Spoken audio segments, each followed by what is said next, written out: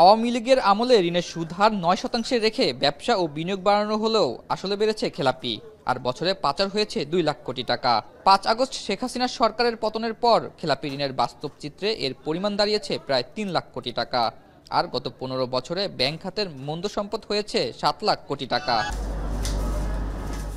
অর্থ পাচারের কারণে রিজার্ভ নেমেছে তলানিতে, আর মূল্যস্ফীতি হয়েছে ১৩ বছরের মধ্যে সর্বোচ্চ। ফলে গত ৪ মাসে একের পর এক নীতির মাধ্যমে সাধারণ মানুষের উপর থেকে তা কমানোর চেষ্টা করা হয়েছে। আর এর জন্য নীতির সুদ হার বাড়িয়ে ১০% করা হয়েছে। এরপরও কমেনি মূল্যস্ফীতি।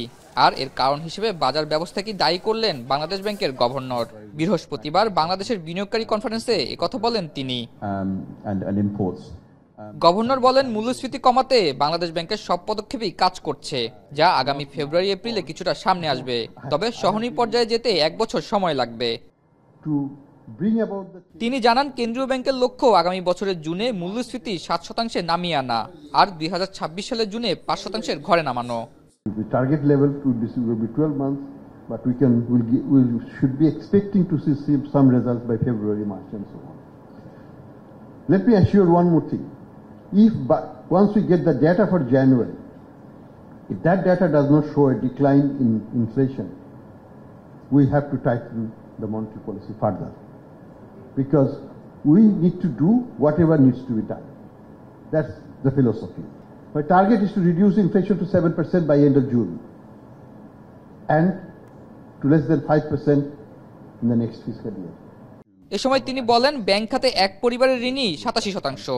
তাই আগামীতে যাতে এই ধরনের কাজ না হয় সেই জন্য ইতোমধ্যে ব্যাংক রেজুলেশন আইনের খসড়া তৈরি হয়েছে বলে জানান তিনি। Lack of compliance is the main reason that we are in this NPL situation today. So ultimate solution lies in greater compliance, forceful compliance and monitoring of the banks, and we are going to focus on that. So good governance that will be following at least 1 or 2 more years.